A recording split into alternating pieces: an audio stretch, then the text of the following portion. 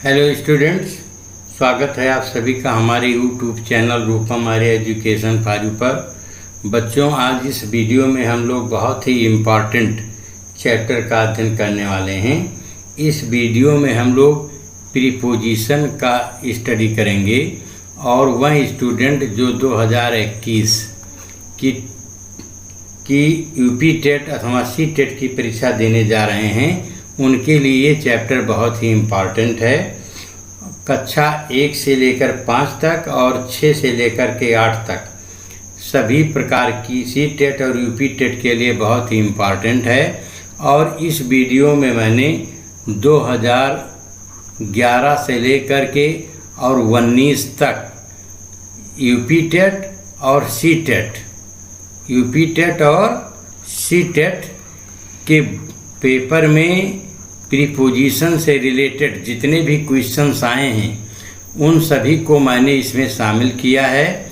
ये सभी आपके टेट और सी टेट में आ चुके हैं। ओके, तो ये बहुत ही इम्पॉर्टेंट है और ये वीडियो आपके लिए काफ़ी हेल्पफुल है, इसलिए इस वीडियो को आप शुरू से अंत तक देखिए। ओके, और इसमें आपको एप्रोप्रिएट प्रीपोजिशंस भरना है।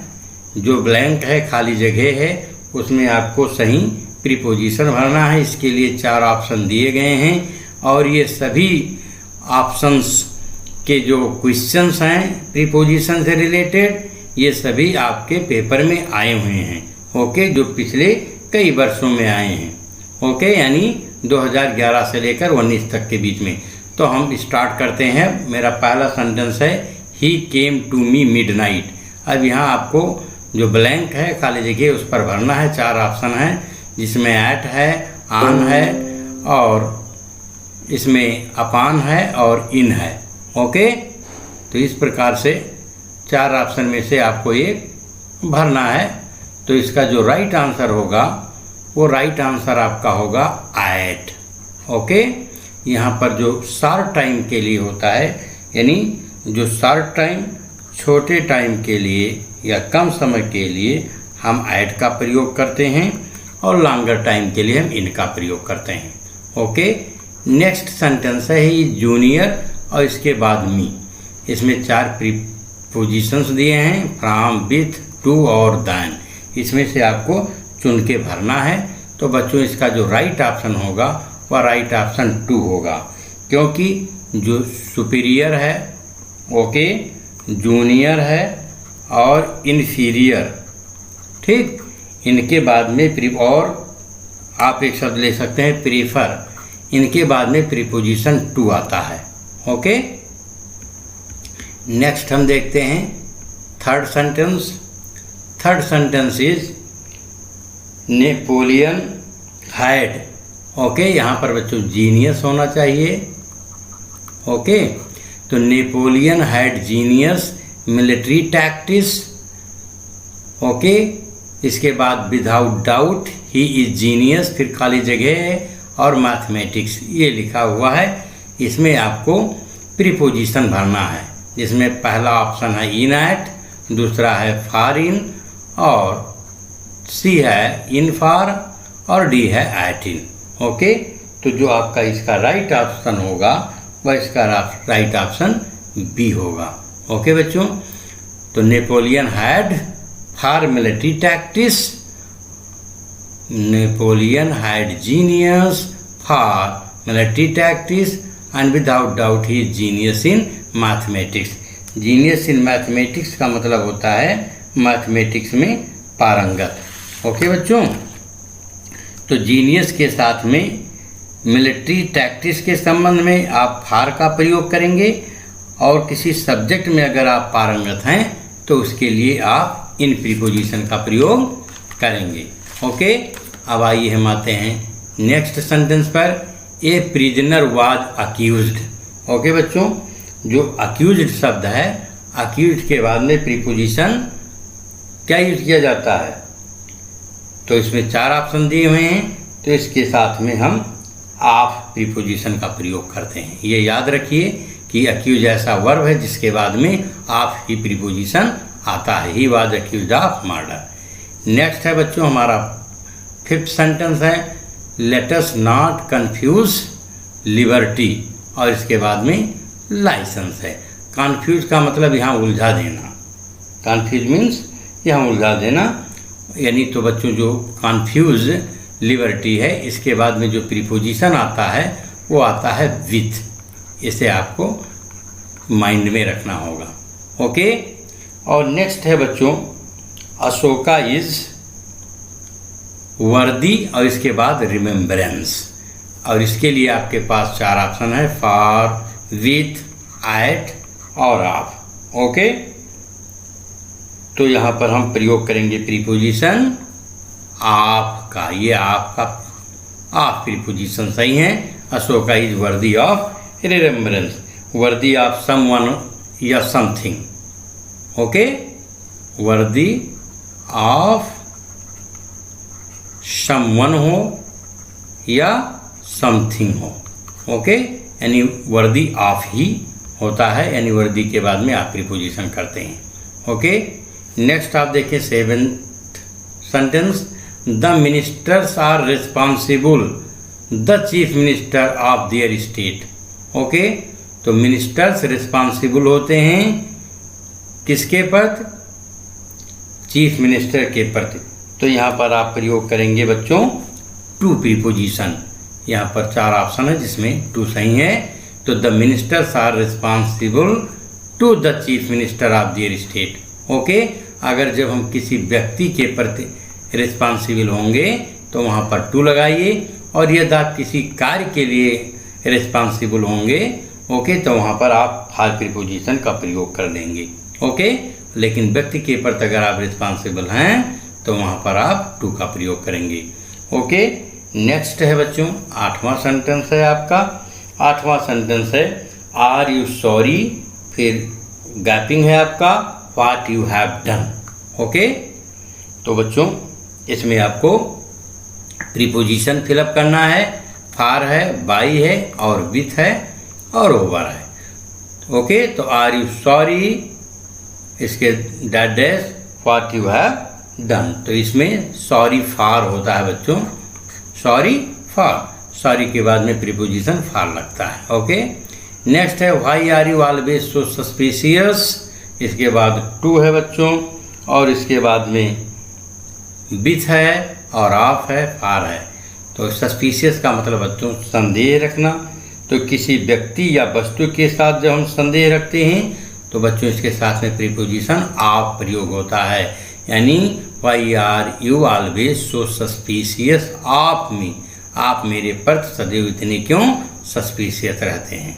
ओके बच्चों, नेक्स्ट देखें 10th sentence, he was very much ashamed. ये सेंटेंस बहुत ही इंपॉर्टेंट है बच्चों, बच्चों याद रखें असाम्ड के बाद में सदैव प्रीपोजिशन ऑफ आता है, इसलिए आपका राइट ऑप्शन बी होगा।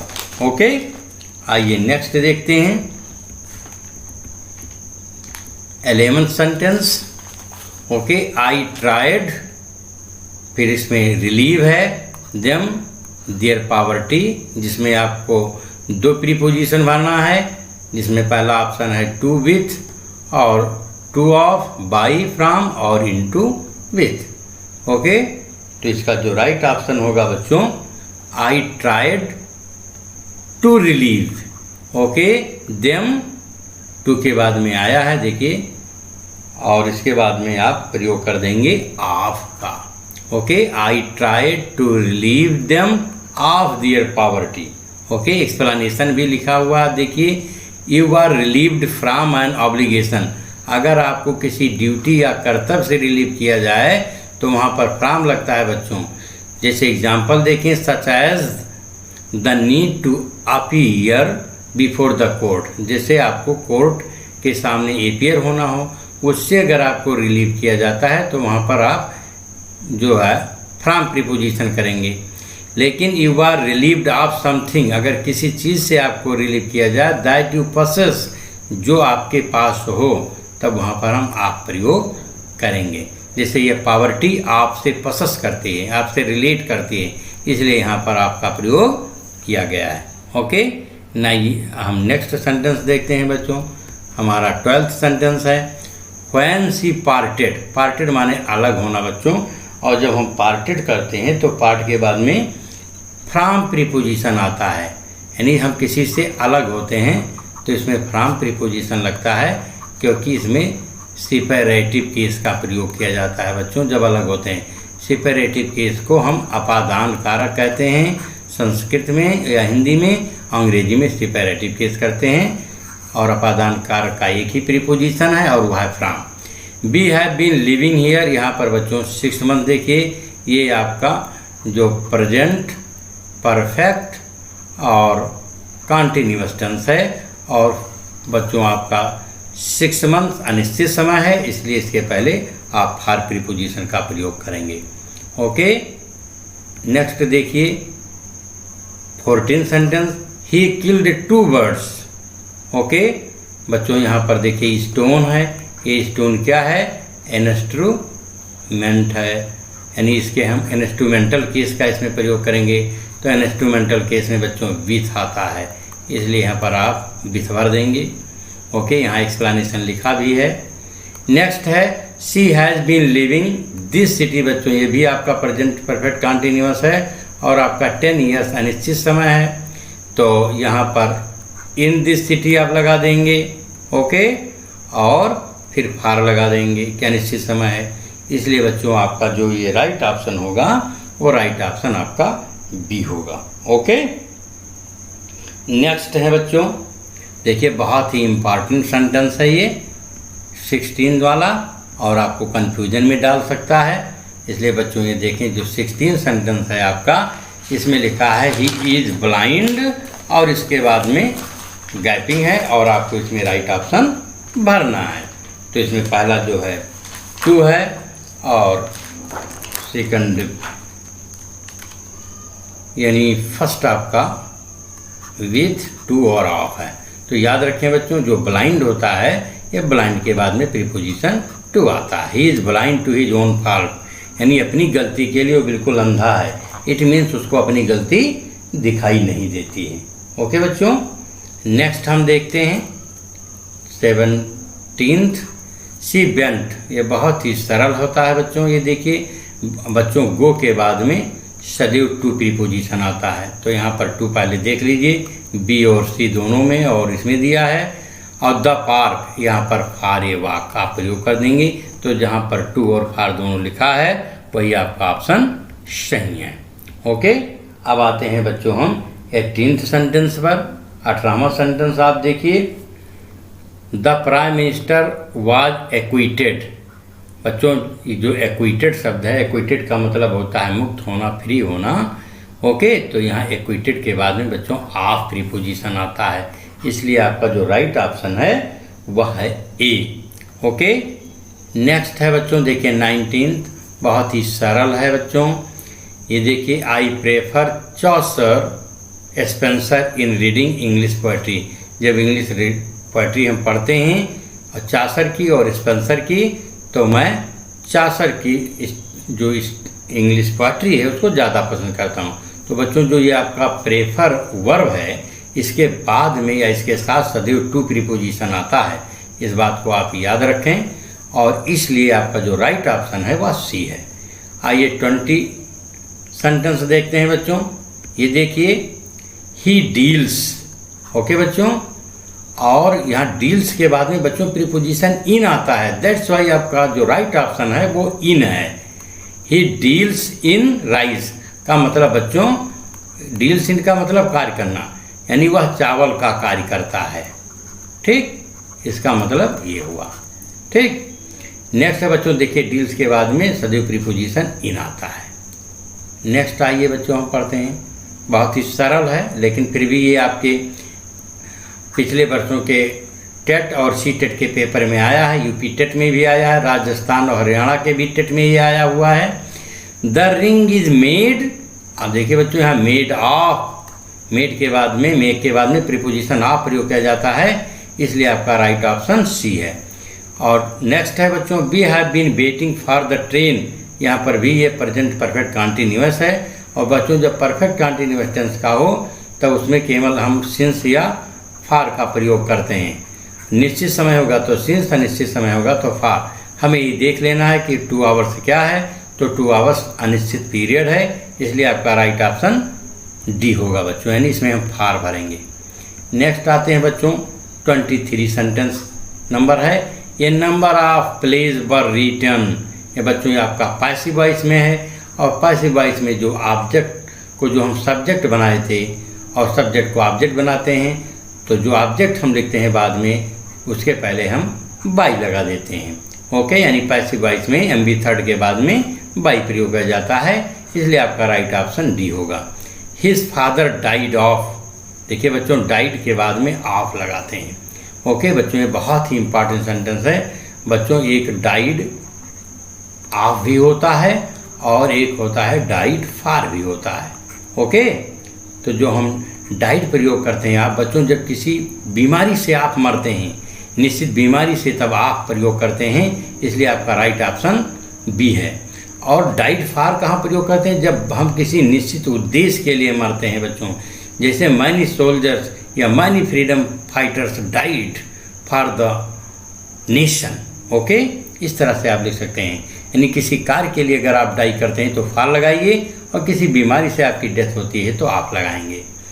ओके, नेक्स्ट है बच्चों 25वां सेंटेंस है, I have eaten nothing yesterday. यहाँ देखिए बच्चों, मैंने कल से कुछ नहीं खाया है, ये बीता हुआ कल है बच्चों। यहाँ देखिए फार, फ्रॉम, सिंस और टिल ये लिखा है, लेकिन बच्चों आपको यस्टरडे को देखना है, और यस्टरडे क्या है?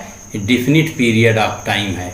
ओके, ये डिफिनिट पीरियड ऑफ टाइम है, और डिफिनिट पीरियड ऑफ टाइम के पहले बच्चों हम लोग सिंस का प्रयोग करते हैं। ओके, नेक्स्ट आ जाइए बच्चों, हम प्रयोग करते हैं 26 सेंटेंस को हम लोग पढ़ते हैं और देखते हैं।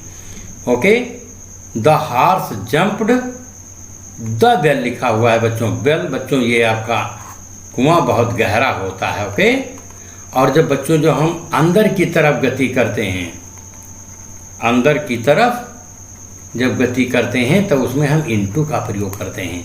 तो यहाँ पर जंप्ड के साथ में बच्चों हम क्या प्रयोग करेंगे? इनटू, इसलिए आपका राइट ऑप्शन सी हो गया।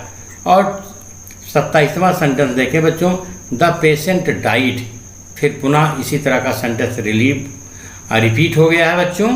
तो यहाँ पर देखिए कि निश्चित बीमारी है, और इसके पहले आप क्या लगाएंगे? ऑफ लगाएंगे, he died of cholera. Next है बच्चों 28वां सेंटेंस, आप देखिए, शी बॉट ए पेन। देखिए बच्चों, जब हम कोई चीज़ किसी कीमत यानी कोई किसी रुपये में हम खरीदते हैं, तो उस रुपये के पहले या बाट वर्ब के साथ में हम फार प्रीपोजिशन का प्रयोग करते हैं, इसलिए बच्चों इसमें यहाँ पर आपका राइट ऑप्शन डी हो जाएगा। ओके बच्चों, और हम नेक्स्ट पढ़ते हैं बच्चों, ही इज एंग्री। ओके बच्चों, हम किसी से नाराज होते हैं, तो बच्चों जब एंग्री प्रयोग हम करते हैं और तो ये एंग्री विथ समवन होता है। जब हम किसी व्यक्ति से नाराज होते हैं तो यहाँ पर बच्चों क्या प्रयोग करेंगे? भरेंगे आप विथ, और इसलिए आपका राइट ऑप्शन होगा सी। ओके, लिखा, हिंट भी लिखा है बच्चों, आप देख सकते हो। आइए हम 30 सेंटेंस पढ़ते हैं। सी लिव्स, बच्चों यहाँ पर देखिए मुंबई बहुत बड़ा शहर है, महानगर है, तो महानगरों के लिए बच्चों हम इन प्रयोग करते हैं, और जो छोटे स्थान हैं, ठीक, उस छोटे स्थान के पहले हम ऐड प्रयोग करते हैं। तो यहाँ पर हम देखें बच्चों, मुंबई बड़ा शहर है, इसलिए हम यहाँ पर इनका प्रयोग करेंगे। आइए बच्चों हम 31 सेंटेंस देखते हैं। ओके, यहाँ पर आप देखिए बच्चों, why conform a custom when the custom is bad, यानी जब कस्टम बेकार हो तो उसके लिए क्यों परेशान होना। ओके, तो बच्चों यहाँ पर आप कन्फर्म, जो कन्फर्म शब्द है इसको आप देखिए, और इसके आंसर में हिंट्स भी लिखे गए हैं, कुछ एक्सप्लेनेशन भी है देखिए, और इसके साथ में इस वर्ब के साथ में आप विथ और टू दोनों का प्रयोग कर सकते हैं। तो आप देखें आपके ऑप्शन में विथ दिया नहीं है, इसलिए आपका राइट ऑप्शन टू यानी डी होगा। देखिए, the word conform always followed by preposition with or to, conform with or to, ये होता है बच्चों समथिंग। तो आप में जो ऑप्शन दिया है टू दिया रहेगा तो टू करिएगा, और विथ दिया होगा तो विथ करिएगा, और विथ और टू दोनों नहीं दिया रहेगा। ओके बच्चों। और बच्चों जो मेरा लास्ट सेंटेंस है वह है we were caught, okay, we were caught is our on our way home. ये बच्चों यानी जब हम अपने घर के रास्ते पर थे तो अकस्मात मेरा सामना एक बरसात से हो गई, अर्थात बरसात होने लगी।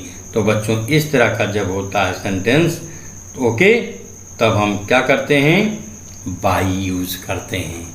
ओके, एक्सप्लेनेशन भी लिखा है बच्चों, हिंट देखिए, by highlights the sudden rain, यानी अचानक बरसात होने लगी। तो बच्चों ये बहुत ही इम्पॉर्टेंट वीडियो है, और ये आपका पिछले 2011 से लेकर 2019 तक आपकी सी-टेट और यूपी-टेट, हरियाणा, राजस्थान जितने भी स्टेट हैं मोस्टली, उन सभी में प्रोनाउन से रिलेटेड यही क्वेश्चंस पूछे गए थे। ओके, और अगर आप इस वीडियो को देख लेंगे तो आई होप आप प्रीपोजिशन से रिलेटेड कोई भी क्वेश्चंस वहाँ कर सकेंगे। ओके, और आप लोगों से एक अपील है कि यदि आप चैनल पर नए हों तो आप इस चैनल को अवश्य सब्सक्राइब कर लीजिए, जिससे कि मैं जब अगला वीडियो टेट और सी-टेट से रिलेटेड डालूं तो आपको उसका नोटिफिकेशन मिलता रहे। ओके।